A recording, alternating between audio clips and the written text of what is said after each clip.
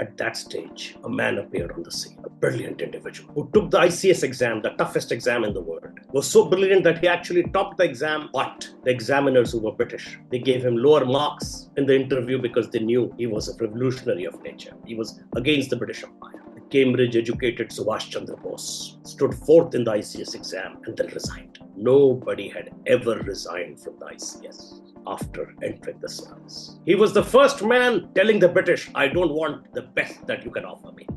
I don't want the life of luxury that you offer me. I don't want the salary that you offer me. It was a huge slap on the British Empire. For them, it was the aspiration of every individual in India to become an ICS officer. But this young man walked away. At that time, the single biggest empire known in the history of humankind lost to the vision of one man, Subhash Chandra Bose. Within weeks, the country was out of their control.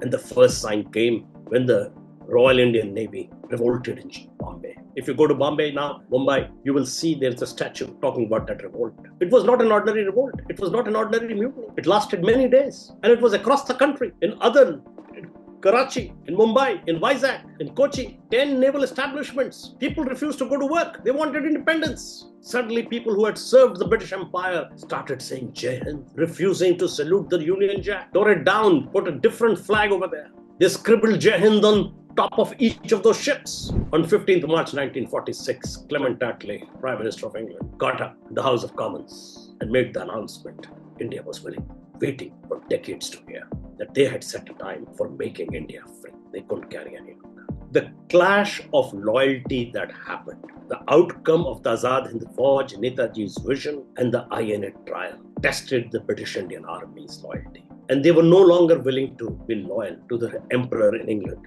They wanted independence. A poet wrote about Netaji. Nar wo lajawab tha, zinda inqilab tha, kaam usne aisa kiya hila diya Britannia. Today, in 2025, the next generation of India should take up a cause bigger than themselves, a cause that will impact this country. Make sure they live up to the ideals of those people, those women and men who died for our country.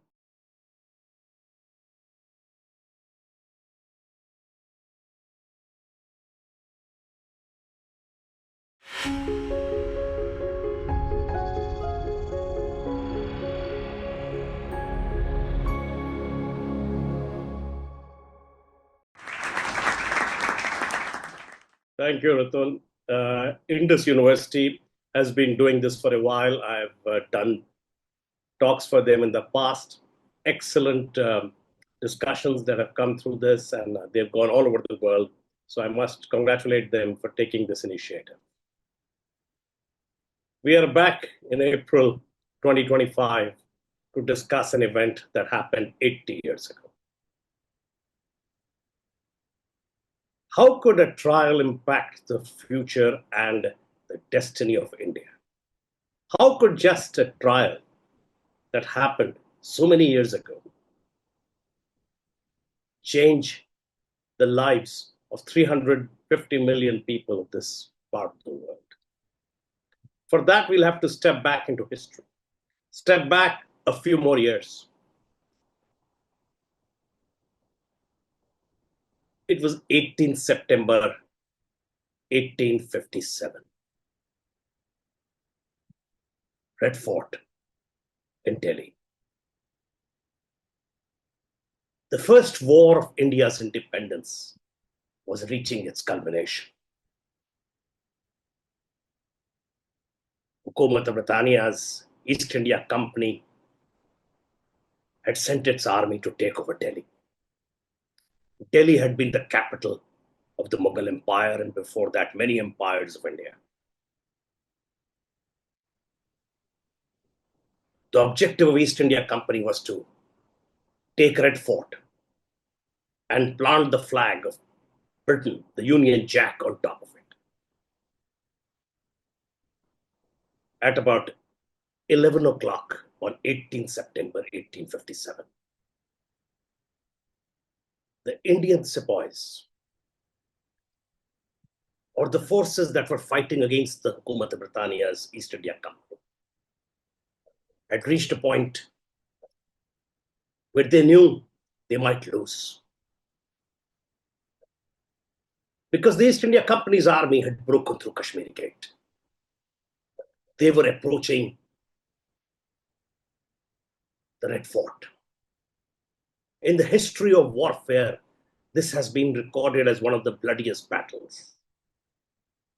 A distance of 1 mile was covered over 3 days. There were guns being fired. There were merciless battles taking place, hand-to-hand combat taking place. And at around 11:30 on 18 September 1857, the Indian sepoys looked up in the skies and they realized they had lost. Suddenly it became dark. And in the morning hours of Delhi, the skies were completely dark. A solar eclipse had taken place. For the sepoys, who were religious people, a bit superstitious, this was the moment when they realized they won't be able to hold Delhi any longer. In the Red Fort,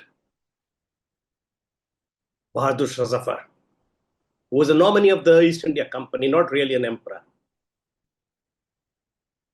also saw the reflection of the solar eclipse in the fountains of his house, the Red Fort, the single largest private residence on earth. He also realized it's the end of the Mughal Sultanate. He quietly left the Red Fort to hide in the outskirts of Delhi.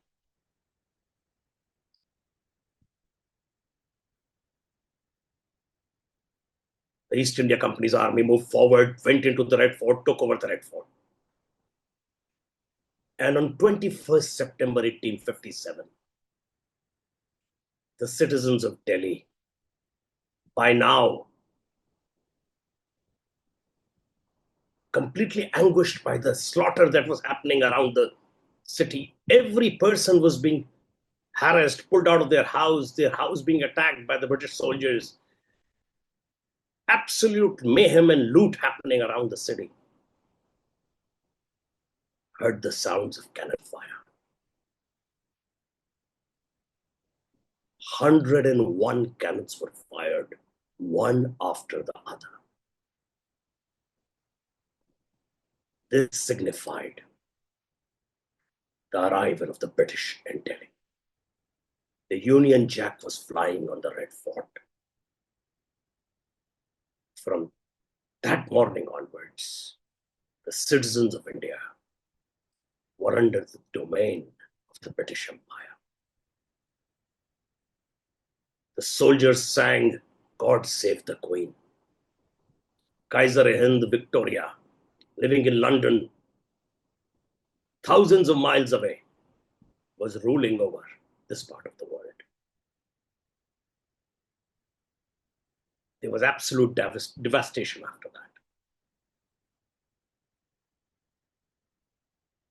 Rani of Jhansi fought her last battle. The first war of India's independence was lost. Hukumat won. 50 years later, in California, in San Francisco, the second war of India's independence started. A man who had been born in Delhi, who had seen the British at close quarters, who had resigned from Oxford after being declared as the best student Oxford ever had, was teaching in Stanford in California. He set up and became the architect of the Ghadar Party. 1857 was known as the Ghadar. The Ghadar Party was the single largest anti-colonial movement at that time. This is before the First World War. and it was headquartered in California. And the objective was same. We must remove the British from India. We must go back to India, build an army, and take on the British, and create a mutiny among the British Indian army, so that our brothers who are working for the British, they join us and they fight with us and dislodge the British. Right through the First World War period, this attempt was made multiple times. At one stage, they seemed successful when they took over Singapore. For 3 days, there was a mutiny in Singapore. The British had no control over it. Eventually, the Ghadar party also lost. And that was the Second War of Independence that we lost to the Hukumat of Britannia. But it was not over. After Jallianwala Bagh on 13th April 1919, some Indians thought, we cannot take on the British Empire. We cannot raise an army.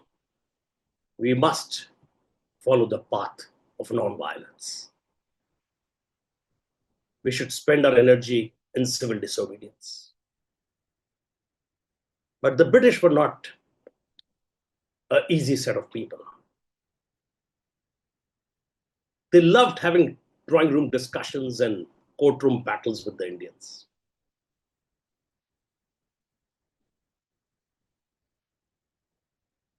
And for the Indians who raised their hand against the British or chose revolutionary methods, they had a solution. It was called Sazai Kalapani in Andamans, where every moment of life would be more so difficult that one would expect and want to die. At that stage, a man appeared on the scene. A brilliant individual who took the ICS exam, the toughest exam in the world. Was so brilliant that he actually topped the exam, but the examiners who were British, they gave him lower marks in the interview because they knew he was a revolutionary of nature. He was against the British Empire. The Cambridge-educated Subhas Chandra Bose stood fourth in the ICS exam and then resigned. Nobody had ever resigned from the ICS after entering the service. He was the first man telling the British, I don't want the best that you can offer me. I don't want the life of luxury that you offer me. I don't want the salary that you offer me. It was a huge slap on the British Empire. For them, it was the aspiration of every individual in India to become an ICS officer. But this young man walked away. Only two other individuals had said similar things and left. One was Aurobindo, who didn't appear in the examination at one stage when he could have easily got through. And the other was, of course, Ardea, who walked away without taking the exam. But this man actually took the exam and then got through and then left. It was a sensation of that. He returned to India and joined the civil disobedience movement being led by Mahatma Gandhi. And slowly and steadily, he realized that this was leading really nowhere. He was not opposed to violence.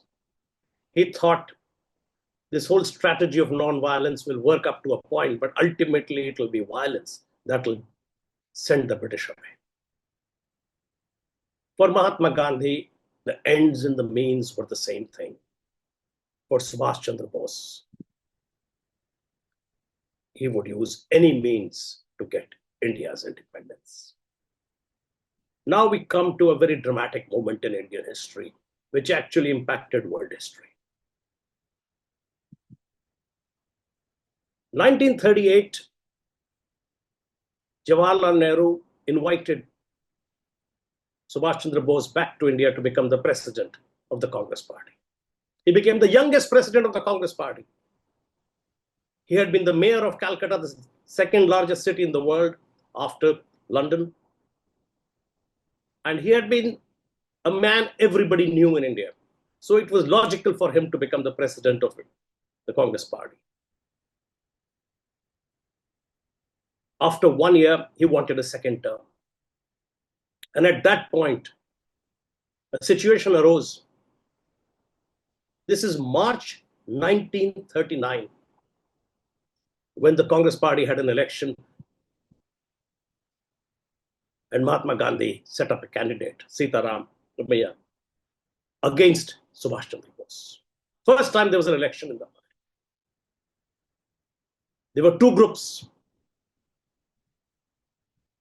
One group led by Netaji, the other group led by Mahatma Gandhi, Sardar Patel, and several other people. The results came out. Before the election, Mahatma Gandhi had said, my candidate's defeat will be my defeat. And so it was. Subhash Chandra Bose won against Mahatma Gandhi's candidate. At that stage, the entire working committee of the Congress Party resigned. They walked away from Netaji. They left him isolated.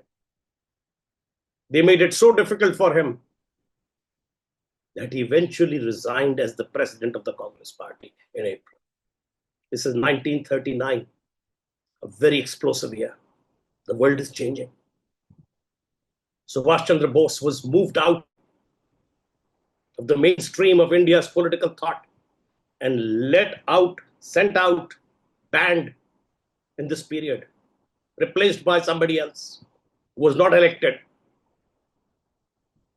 against the wishes of the party.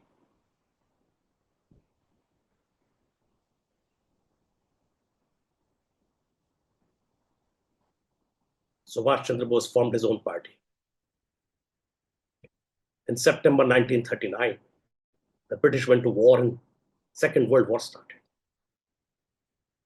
India was, without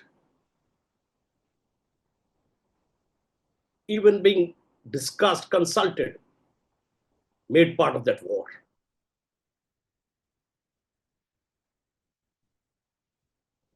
Imagine if Netaji had been the leader of the Congress Party at that time, how he would have reacted to India joining the Second World War.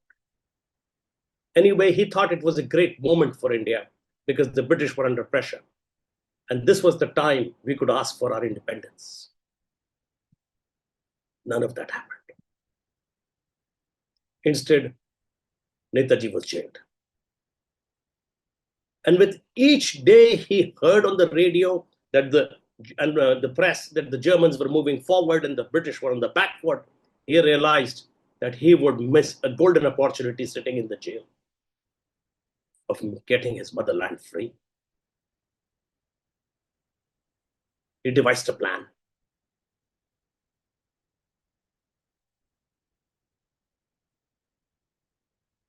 He came out.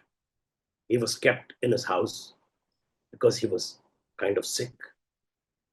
And one day, 17th January 1941, Subhash Chandra Bose quietly left India, disguised as an insurance salesman. He took a train, reached Delhi, changed the train in Delhi. Imagine a man as popular as Subhash Chandra Bose, who was known all across the country, taking this risk.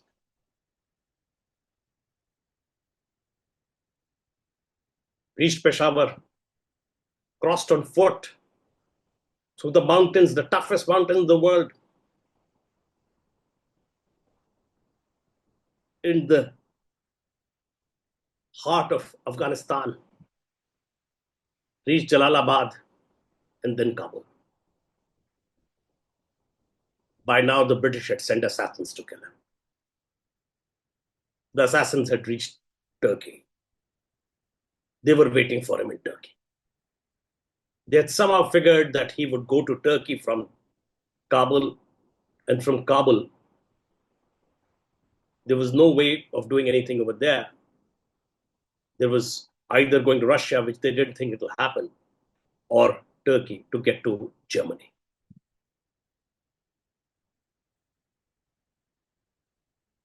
Subhash Bose was stuck in Kabul. He had no help. There was no hope from the Russians. Eventually, he barged into the house of the Italian consulate. Until now, nobody was willing to believe that he's Subhash Chandra Bose. So he barged into the house of the Italian consulate and just walked up to him and said, "Believe me, I'm Subhash Chandra Bose. I need to get to Germany. Please help me." And the Italian consulate, the officer there, he looked at Subhash Bose and said, "Senor Bose, you don't remember me? When you came to Roma, I was the official who showed you the whole city. I remember you very well. Tell me, how can I help you?"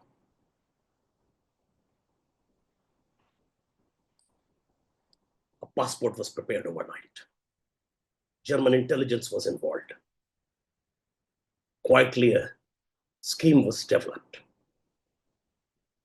Russians were also invited to join this mission. A whole organization took place. And while the assassins waited in Turkey, Subhash Chandra Bose crossed into Russia, took a train, reached Moscow, and then finally flew into Germany.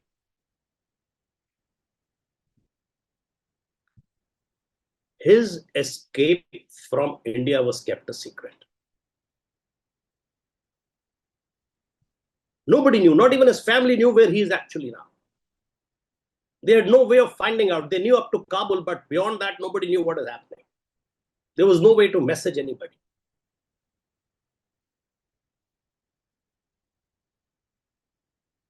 The war was continuing in Germany. Nazi Germany was in charge of Germany. It was a racist regime. They had no use of anybody except the followers of the Nazi philosophy. They were transporting millions of people to death. They saw another Indian leader come out of India. They heard the whole story. They had never met anybody like him. The Nazi Germany people, Germans, their head of propaganda decided to make a feature film on the life of Subhash Chandra Bose. He said, "There is nobody who can escape like this."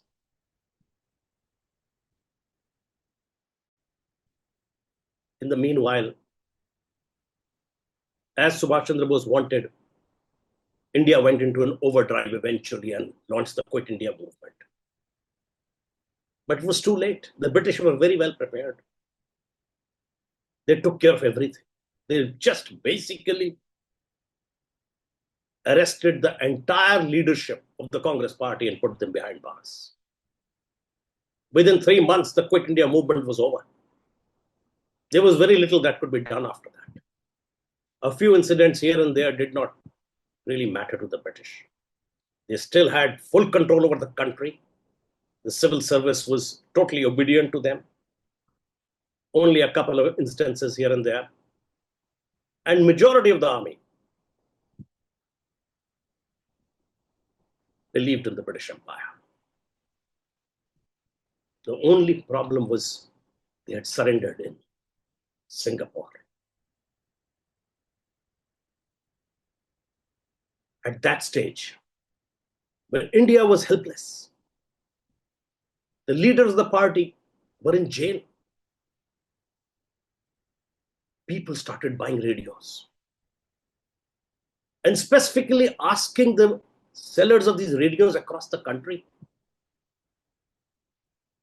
"Can I hear the German frequency on this radio, on the shortwave?"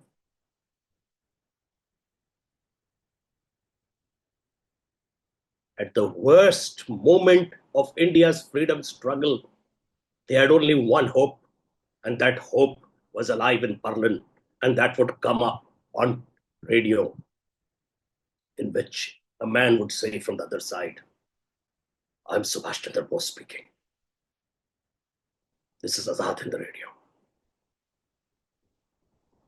That hope kept this country alive. That hope kept this country's morale high.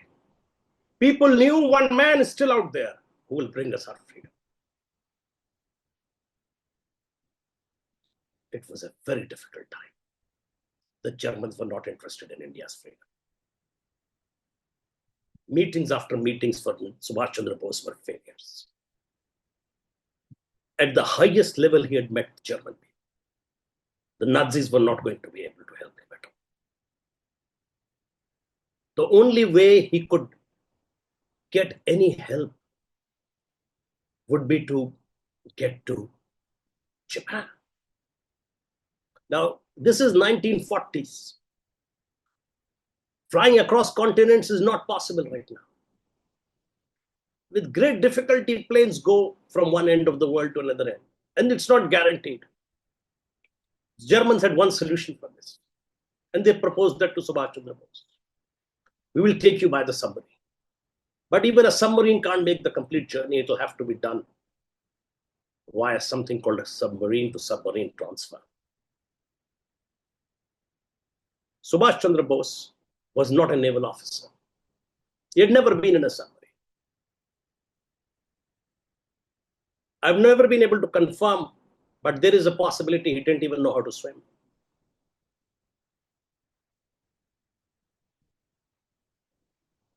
The German admirals came to meet him. He had passed the physical test to do the submarine journey. And they told him on his face, this is a time of war. And there is a 97% chance that you will not reach Japan. Will you do it? Netaji said, yes, I will do it for my country. In the history of submarine warfare or submarine travel, this had never been attempted before. Netaji Subhas Chandra Bose was the first human being, along with his assistant, to travel in a submarine and have a submarine to submarine transfer. The German submarine managed to reach somewhere near Mozambique, off the coast of Africa. And this was a rendezvous point for the Japanese submarine. The Japanese submarine was waiting, but the waters were really bad.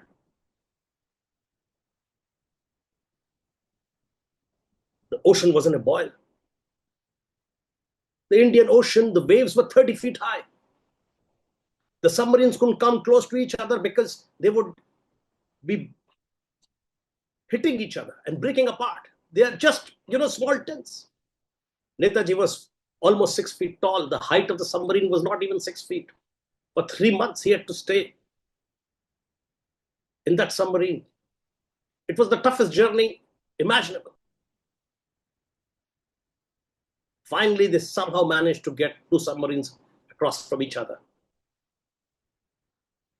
And the Japanese came by boat from their end to this end to transport Subhash Chandra Bose to the other submarine. At that moment, the German soldiers saw sharks in the water. So just imagine 2 submarines in the ocean, one man being transported across in a boat who can possibly not even swim.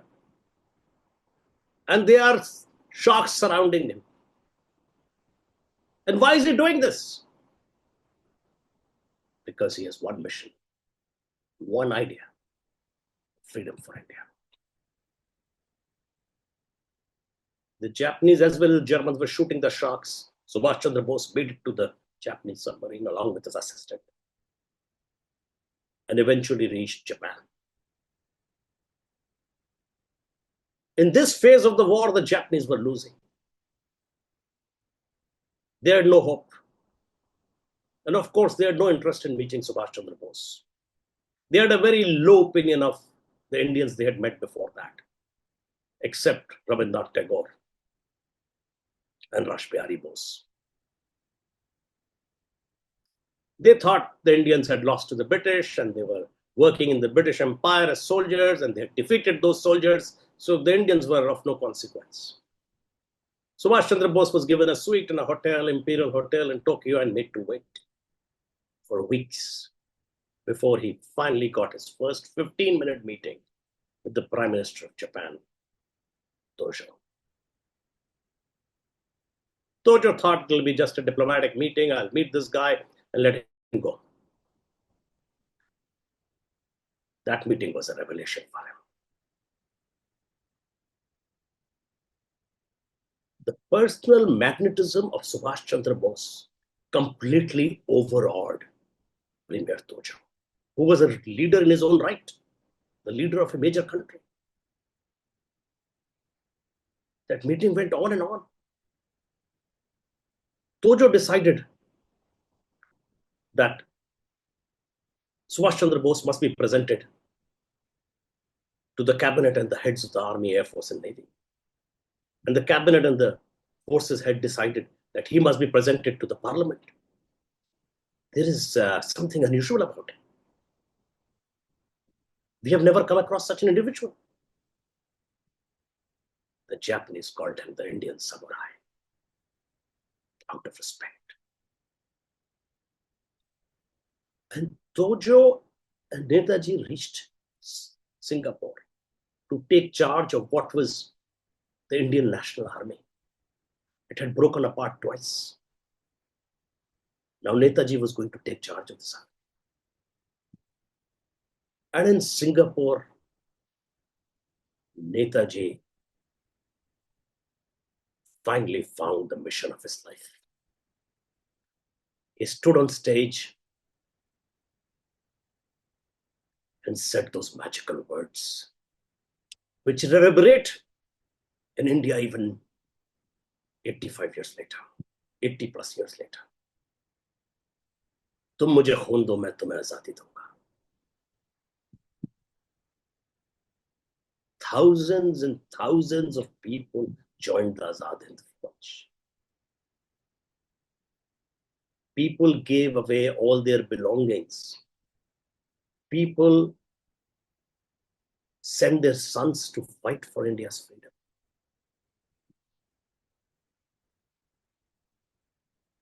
Such a large group of people had only one mission: Delhi Chalo. Netaji's vision was to go back to Delhi, to take the Azad Hind Fauj to Red Fort, do the victory parade right outside Red Fort and plant the flag of independent India on the Red Fort. He connected the dots of the 1857 First War of Independence. He named one of the regiments Rani Jhansi Regiment, led by women.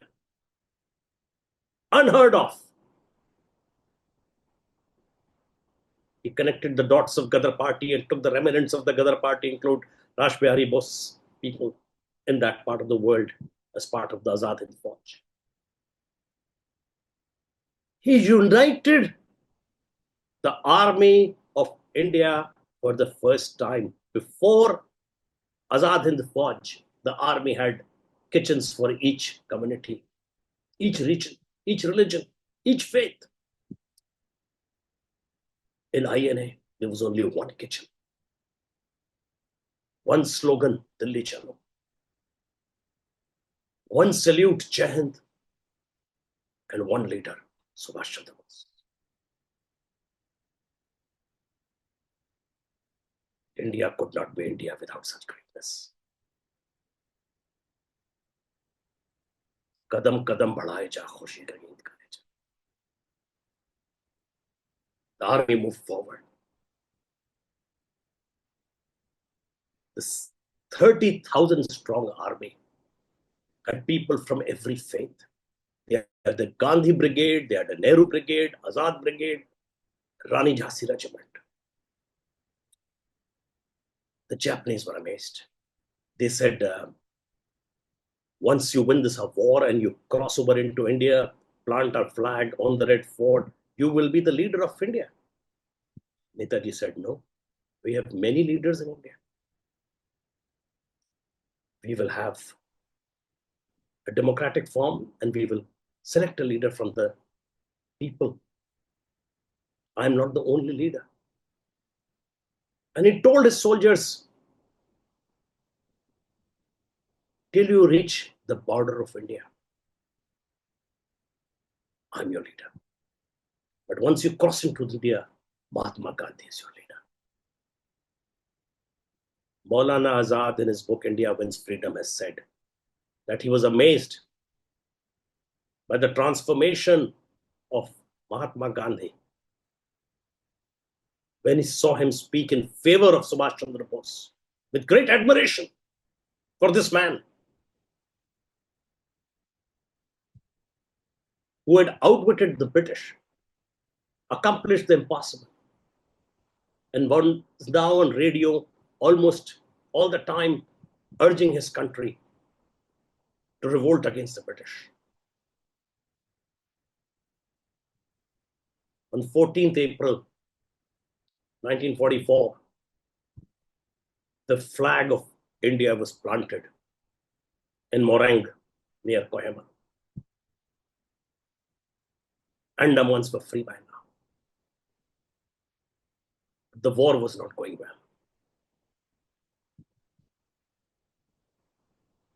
The INA started losing. The Japanese started backing off.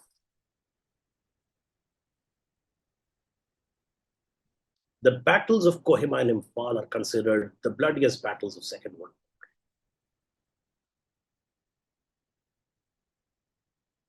War. INA lost in Kohima. INA lost in Imphal. INA lost in Mount Hope.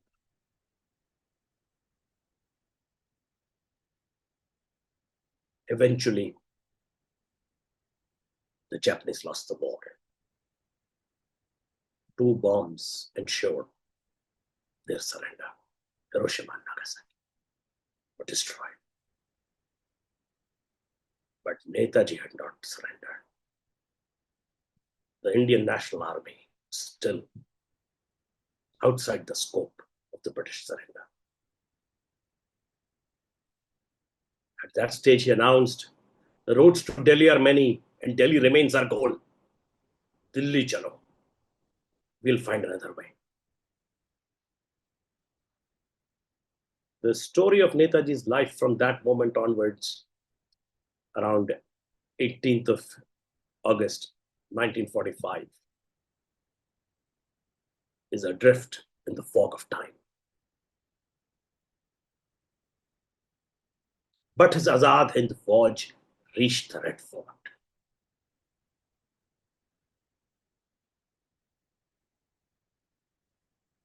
Not as victors, but as prisoners of war.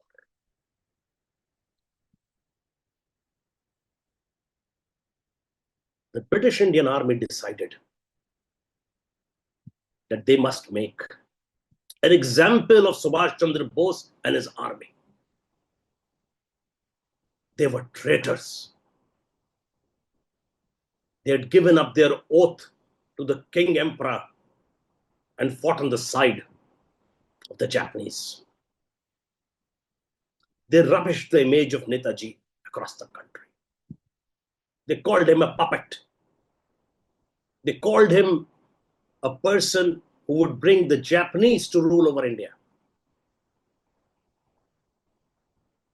They made cartoons of him.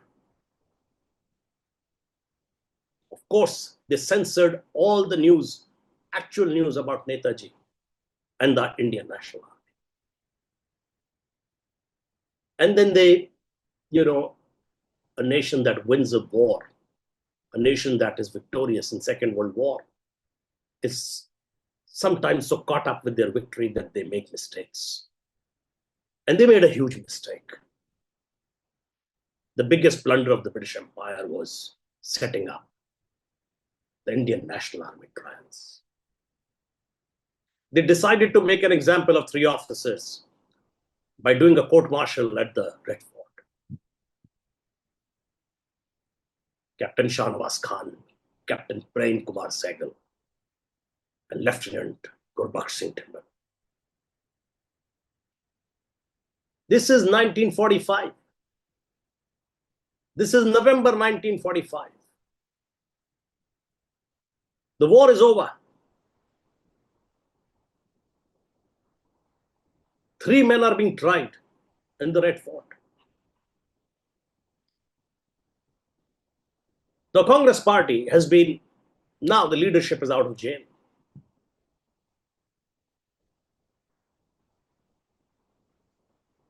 Those 3 men represent 3 different faiths of India.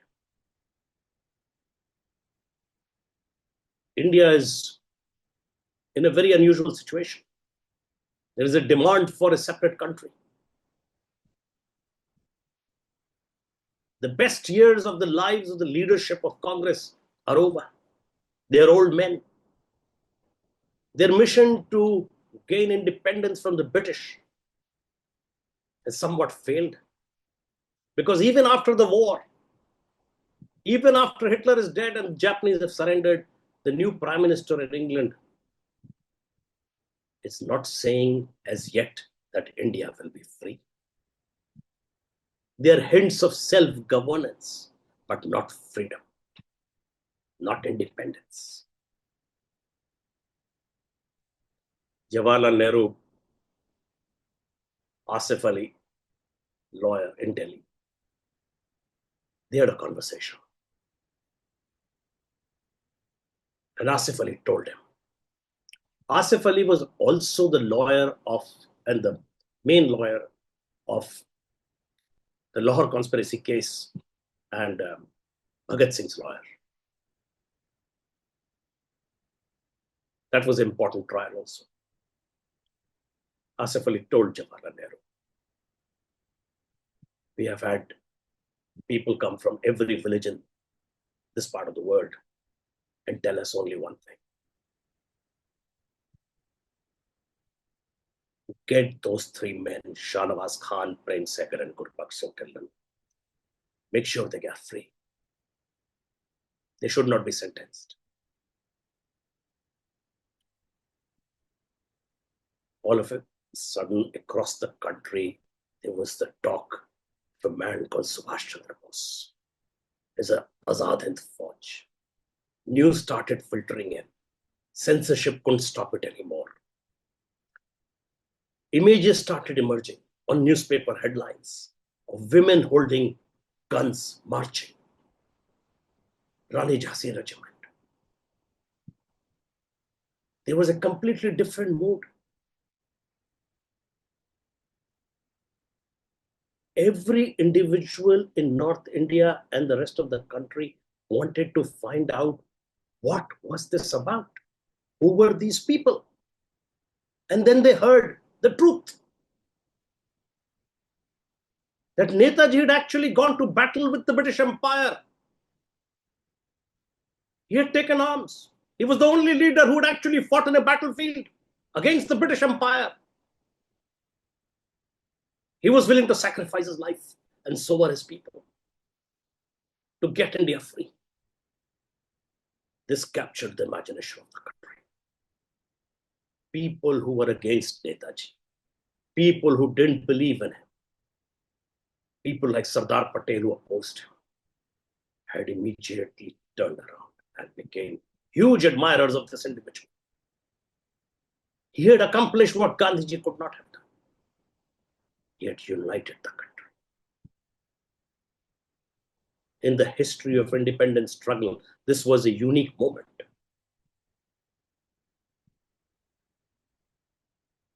For the court-martial in the INA,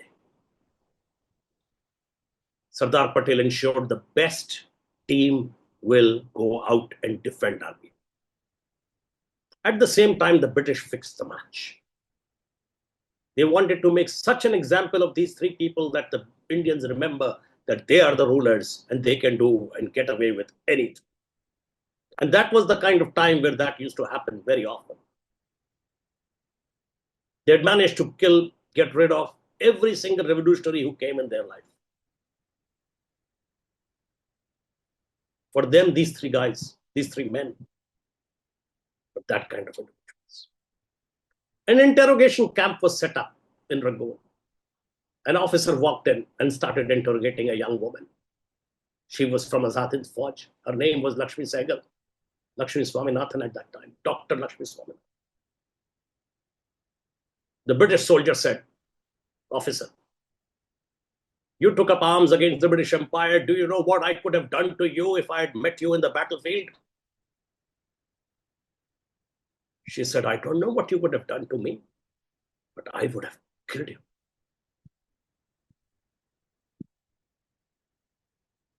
The toughest interrogation that happened in that period were with the INA Rani of Jhansi regiment. The British Secret Service has recorded they were scared of them. Lakshmi Sehgal was set free. She came to Calcutta. She landed at the airport. The cab driver recognized her, didn't charge her a thing. Nothing, nothing. You are our leader. You fought for our country's freedom.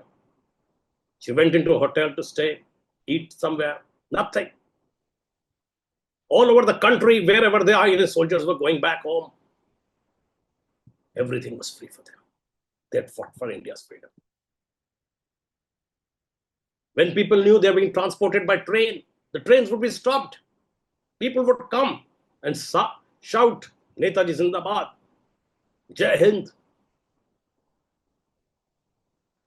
The British had never seen this. A British filmmaker who won an award at the Cannes Film Festival, Lindsay Anderson. Lindsay Anderson was a famous filmmaker. He was a friend of Satyajit Ray.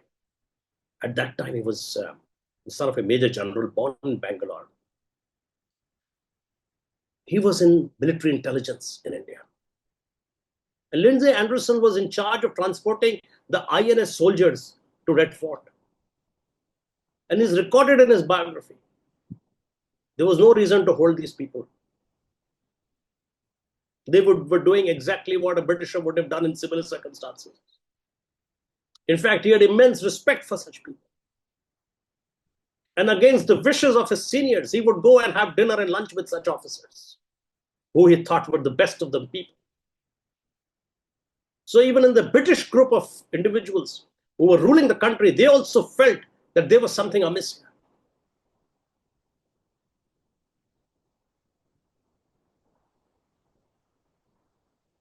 In the trial, the British took the position that the Indian Penal Code and the army rules that govern the British Indian Army are at play here. And these people have disobeyed the basic oath that the soldier has to take. So they have to face the consequences of that. The top lawyer of the country, Gurbaksh Desai, not too well, supported by Tej Bahadur Sapru, also not too well. They put together a defense. Gurbaksh Desai actually dismissed the British idea of the Indian Penal Code and the army, rules and regulations. He brought out a completely different version of events, citing many examples from the history of the world.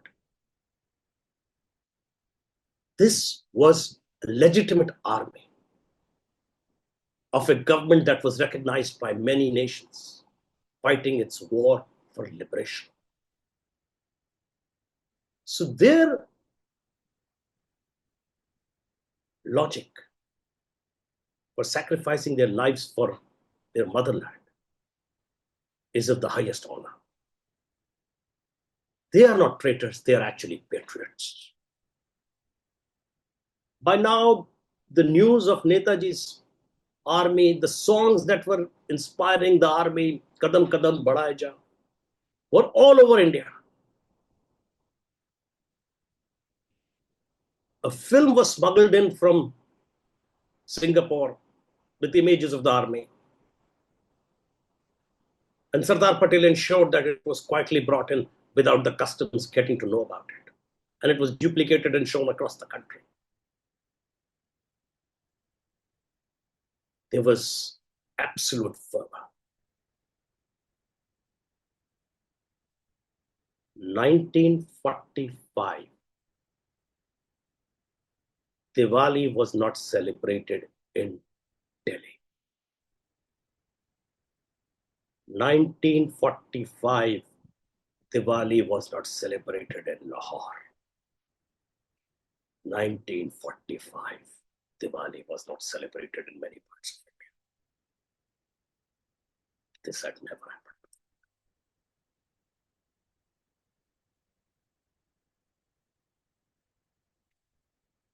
लाल किले को तोड़ दो,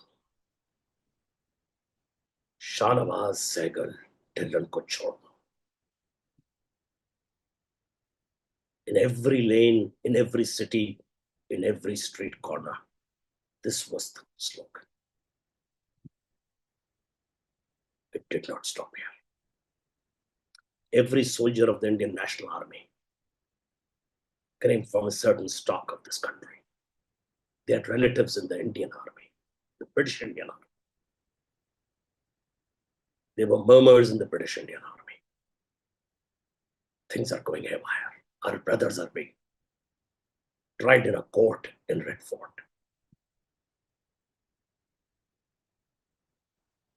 If something happens to them, what will we do? They, after all, fought for the freedom of our country.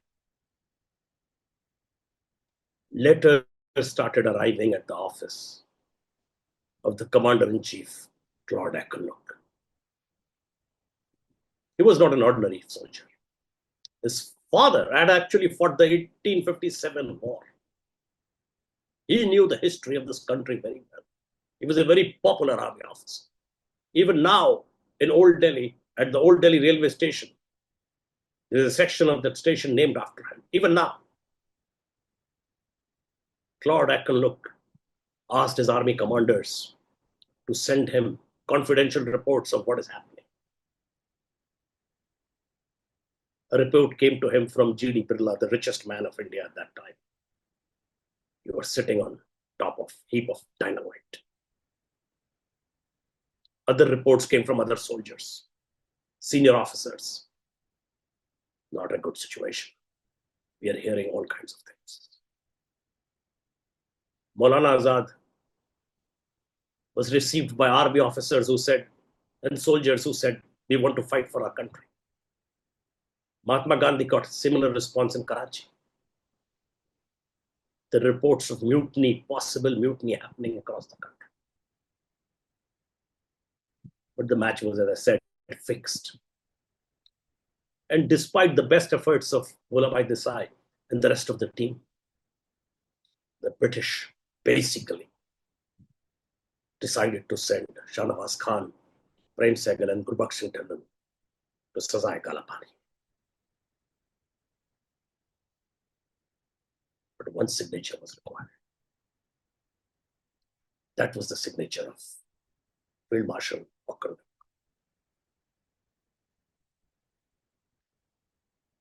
He used to live in the Teen Murti house, the second largest residence in Delhi after the Viceroy. But he couldn't sign that letter.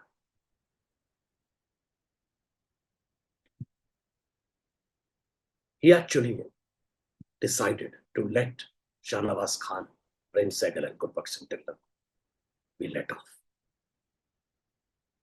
A soldier was sent, the locks were opened, the three men were asked, where do you want to go?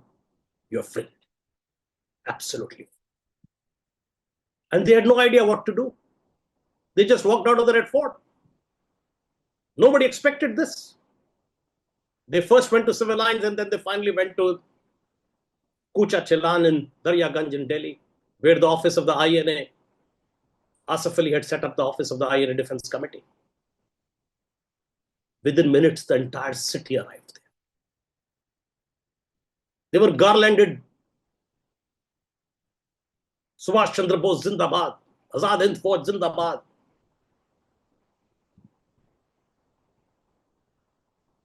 when they lectured the city,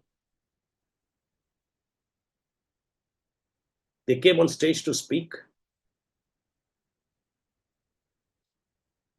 I have been very close to film stars. I've seen superstars.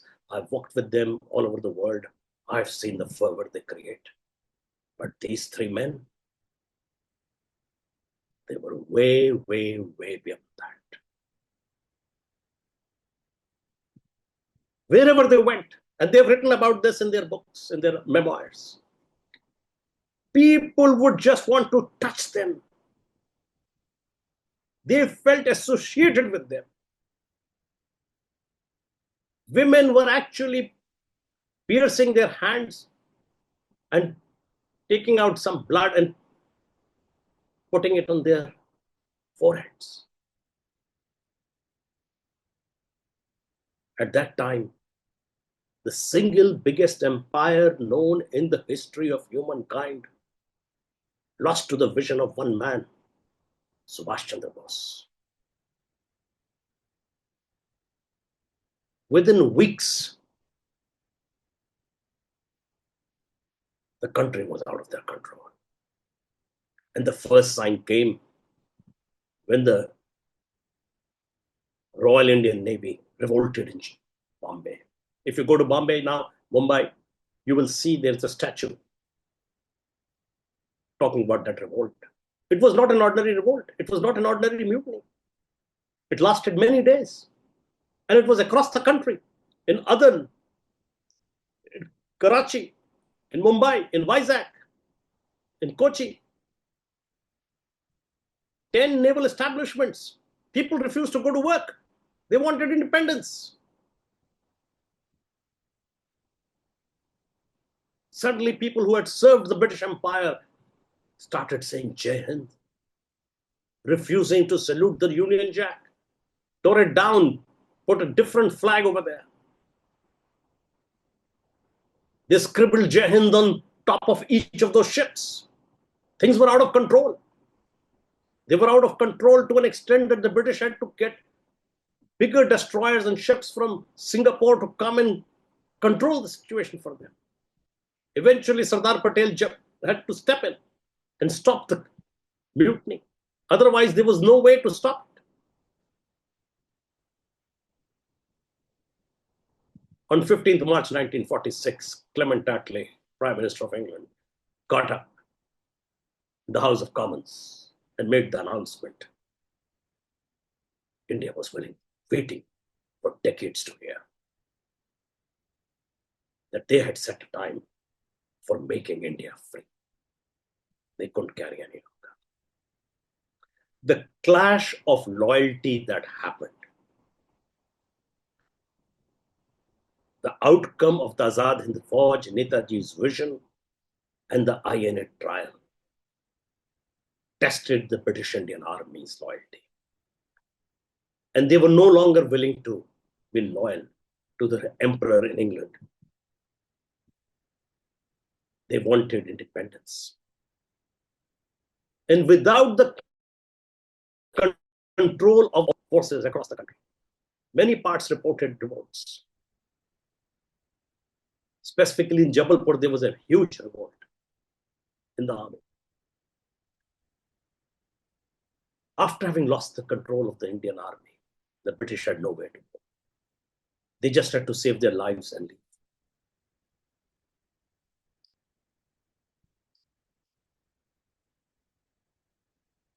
India became independent on the midnight of 14th and 15th of August. Next day, the flag of independent India was unfurled at India Gate, not at Red Fort, at India Gate. At about 3 o'clock in the afternoon. There were arrangements made for 25,000 people to come. The flag was to be unfurled by Jawaharlal Nehru, and he was accompanied by Sardar Patel and Lord Mountbatten and his family. When they reached India Gate, They realized it would be impossible because 500,000 people had arrived instead of 25,000. The army band that was waiting, the march past that had to take place was impossible. So a soldier, army officer, was asked to just climb on top of everybody and reach where the flag was supposed to be unfurled and just go and physically do it.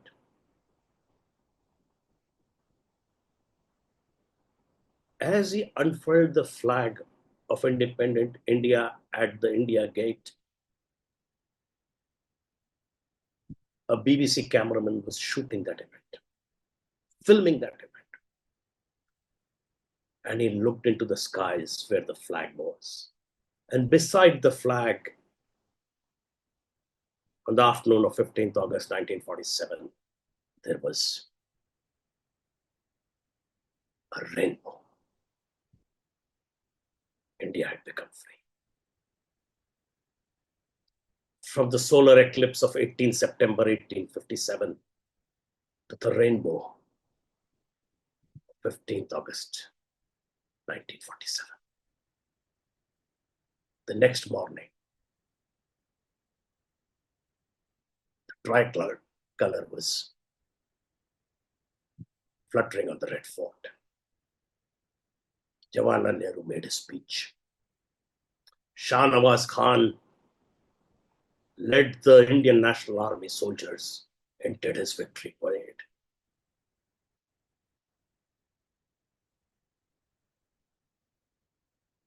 The entire population of Delhi was standing there. This was the first time they had seen in their life the Union Jack replaced by their flag.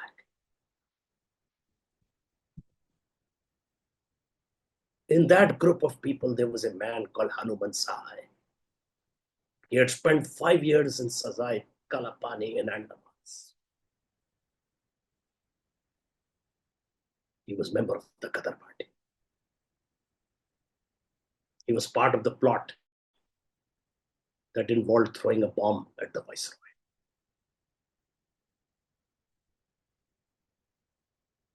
He was a rare individual who had lived long enough to see that day.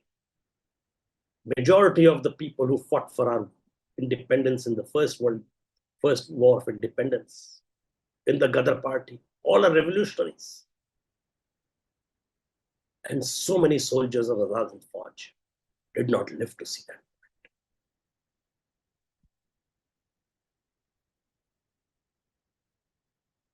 That day, the liberator's mantle fell on Netaji. It was his idea, his thinking, his vision that had united this country and got us to this point. The British Empire was dismantled because they used the Indian army to reinforce colonization in all the other parts of the world also.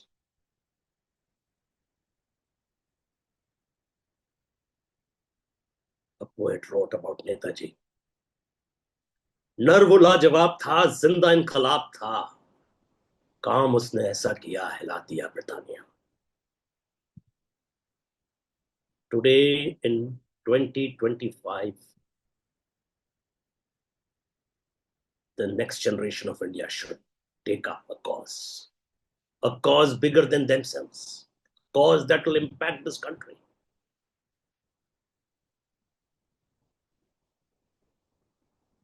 Make sure they live up to the ideals of those people, those women and men who died for our country. Nothing is impossible. We destroyed the British Empire, the largest empire the world had ever known. And we built the largest democracy in the history of humankind. Jai Hind. Thank you very much.